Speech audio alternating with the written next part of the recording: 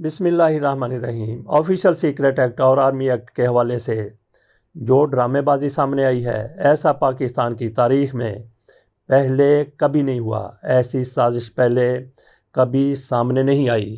Media میں شہ سرخیوں کے ساتھ 24 گھنٹے یہ خبر چلتی رہی، صدر نے آفیشل سیکرٹ ایکٹ اور آرمی ترمیمی بلوں پر دستخط کر دیے، جبکہ صدر صاحب کی طرف سے 24 گھنٹے بعد یہ کہا گیا، خدا گواہ ہے کہ میں نے کوئی دستخط نہیں کیے۔ تو پھر یہ سارا کچھ کس کی طرف سے کیا گیا؟ ظاہر ہے صدر صاحب نے اپنے عملے پر الزام لگایا ہے۔ عملے کو اتنا بڑا غیر قانونی کام کرنے کی ضرورت کیا تھی؟ پس پردہ کون ہے؟ پس منظر میں کون ہے؟ وہ کھل کر سامنے آ جانا ہے۔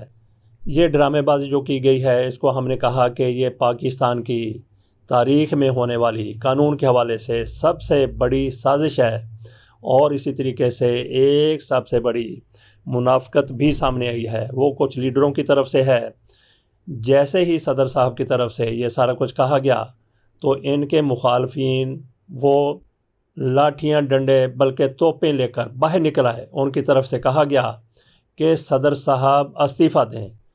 استعفے کا مطالبہ بھی جس طرح یہ سب سے بڑی سازش ہے، اسی طرح سے یہ سب سے بڑی منافقت ہے۔ صدر صاحب استعفیٰ کیوں دیں؟ ان کے ساتھ دھوکہ کیا گیا، ان کے ساتھ سازش ہو گئی۔ استعفیٰ کیوں ان سے مانگا جا رہا ہے؟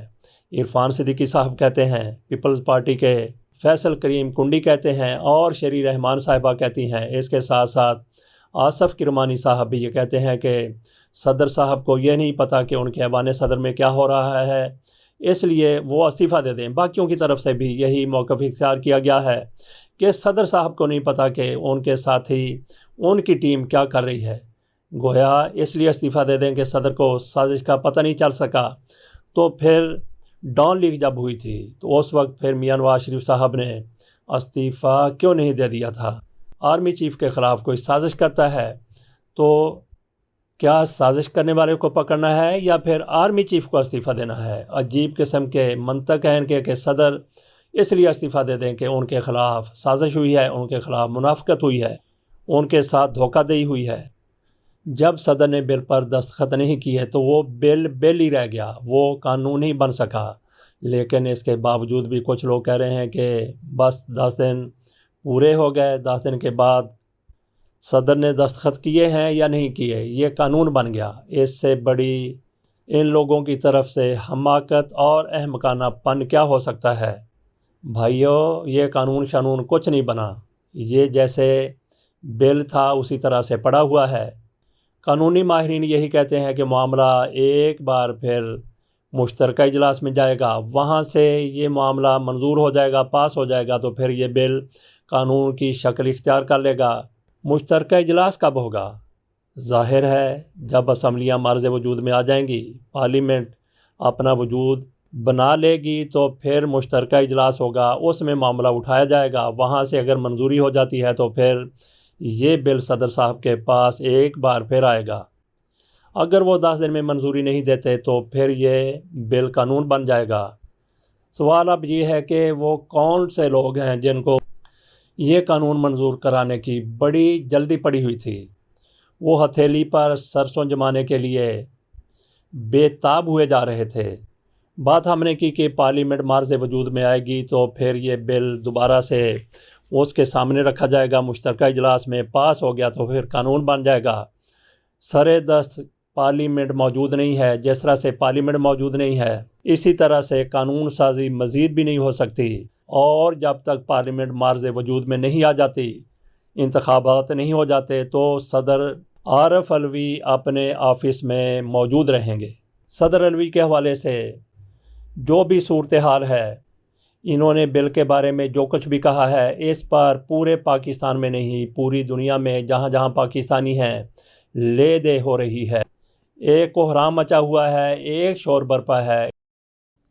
صدر عارف علوی کے ٹویٹ کے حوالے سے ڈرامہ در ڈرامہ بازی میں ایک اور ڈرامہ بھی سامنے آیا ہے۔ یہ غریدہ فاروقی صاحبہ کا ٹویٹ ہے۔ اپنے ٹویٹ میں انہوں نے جو کچھ کہا ذرا ملاحظہ کیجیے، آخر میں بتاؤں گا کہ اس میں ڈرامے بازی کیا ہے، آپ حیران ہو جائیں گے۔ ان کے ٹویٹ میں کہا گیا ہے، صدر عارف الوی کا ٹویٹ کیا آئین کے مطابق یا پاکستانی ریاست کو عالمی میڈیا پر بدنام کرنے کی پری پلانٹڈ سازش؟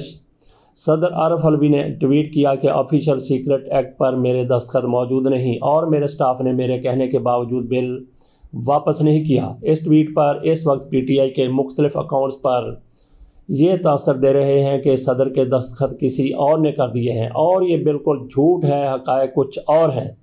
آفیشل سیکرٹ ایکٹ پاکستان کی قومی اسمبلی نے 1 اگست 2023 کو منظور کیا، جبکہ آفیشل سیکرٹ ایکٹ سینٹ نے 6 اگست 2023 کو منظور کیا۔ جب ایک قانون قومی اسمبلی اور سینٹ سے منظور ہو جائے تو پھر آئین کا آرٹیکل 75(4) اس قانون کے متعلق واضح ہے، جو کہتا ہے، انہوں نے اس میں پھر انگریزی کا ایک کوڈ دیا ہے۔ اس آرٹیکل کا سادہ سا مطلب یہ ہے کہ اگر کوئی بل صدر کے پاس قومی اسمبلی اور سینٹ سے منظور ہو کر آ جائے تو صدر کو 10 دن میں اس بل کے متعلق فیصلہ کرنا ہے۔ صدر کے پاس آئینی طور پر 2 آپشن ہیں: اس بل کو منظور کر دیں تاکہ قانون بن جائے، اس بل کو واپس بھیج دیں تاکہ وہ دوبارہ اسمبلیوں سے منظور ہو، اور پھر صدر کی مرضی کے بغیر قانون بن جائے۔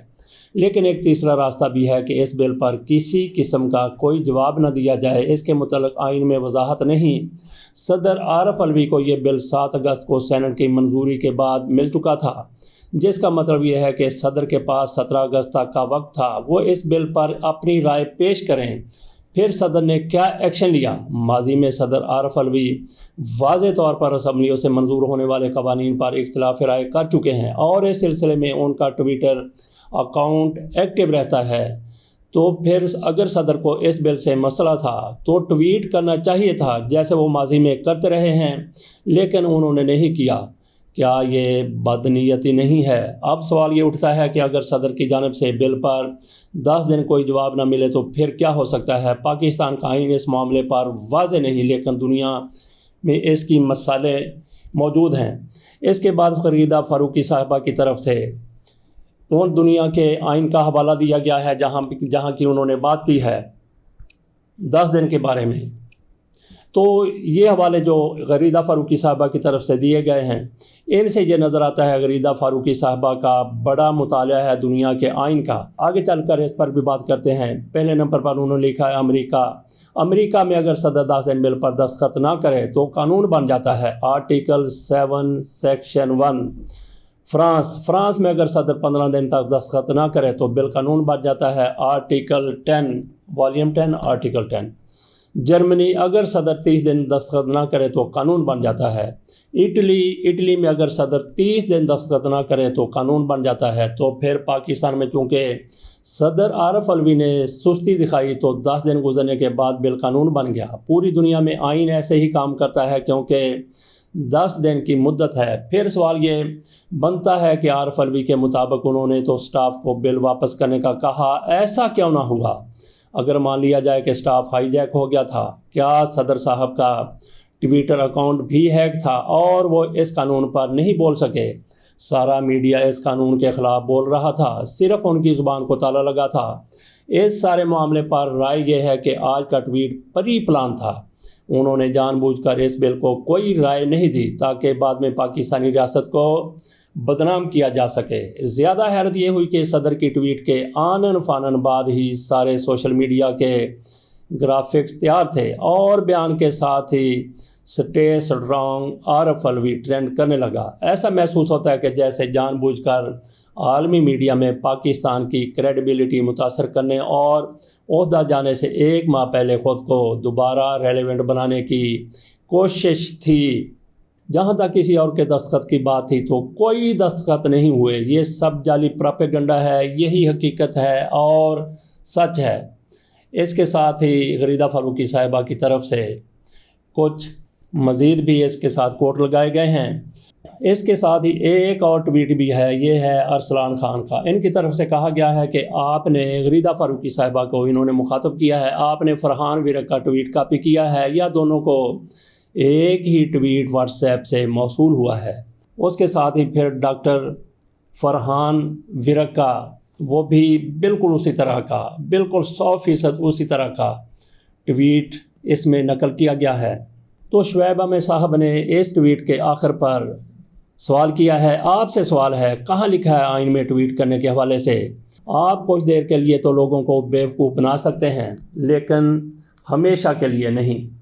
डॉक्टर फरहान खालिद विरक साहब की तरफ से इसका जवाब दिया गया है। आर्टिकल साथ लिखा हुआ है, ये ट्वीट ना करते, मीडिया को बयान जारी कर देते या प्रेस रिलीज जारी करते, मैं ये कानून वापस कर रहा हूँ। हज़ारों रास्ते हैं ताकि सबको मालूम होता कि सदर इस कानून के साथ नहीं हैं। उनको 10 दिन बाद कानून बनने के 27 घंटे बाद अचानक याद आ गया कि मैं इसका मुखालफ हूँ। इसके आगे भी कुछ जवाबात और कुछ सवाल दिए गए हैं। ये अब्बास है 804 कैदी नंबर। इनके इसी डिस्कशन के दौरान उन्होंने ट्वीट किया है, चलो तुम्हारी ये सब बकवास हम ठीक मान लेते हैं, बस इतना बता दो और बिल्कुल सादा सवाल, इसका जवाब दे दो। अगर तुम टाउट नहीं हो तो अगर सदर आरफ अलवी ने दस्तखत नहीं किए तो 2 दिन से टीवी पर चैनल पर किसने खबर ब्रेक करवाई थी कि सदर ममलिकत आरफ अलवी ने दोनों बिल्स पर दस्तखत कर दिए हैं? इसका जवाब दिया है डॉक्टर फरहान के विरक साहब ने। हमारे मीडिया में भी काफ़ी पीटीआई जैसे लोग हैं, जैसे पीटीआई वाले सुबह से ड्रामे कर रहे हैं कि सदर के किसी सेक्रेटरी ने फ़ौज के हुक्म पर दस्तखत कर दिए हैं, वैसे ही मीडिया वालों ने भी तहकीक किए बगैर खबर चला दी होगी। आजकल जाली खबरों का दौर है। तो बात हमने की थी गरीदा फ़ारूकी साहबा की तरफ से जो ट्वीट किया गया, तो नाजरीन आपके सामने हमने रख दिया कि फरहान विरक ने भी वही ट्वीट किया है, गरीदा फ़ारूकी साहबा ने भी वही ट्वीट किया है। इनको ये कहाँ से लिखा हुआ आया? गरीदा फ़ारूकी साहबा ने पहले ट्वीट किया था या फिर फरहान ने पहले ट्वीट किया है? लेकिन हैरान कौन बात है कि दोनों दावेदार हैं कि मैंने ये ट्वीट किया है और मेरा ही ये असल ट्वीट है। अगर ऐसा ना होता तो एक की तरफ से रीट्वीट का कह दिया गया होता। हमने आपके सामने मुकम्मल तस्वीर रख दी, आप ये फ़ैसला कर लें कि ये ड्रामेबाजी कहाँ से शुरू हुई, कौन कौन इसमें शामिल रहा है। इजाज़त दीजिए, अल्लाह हाफ़िज़।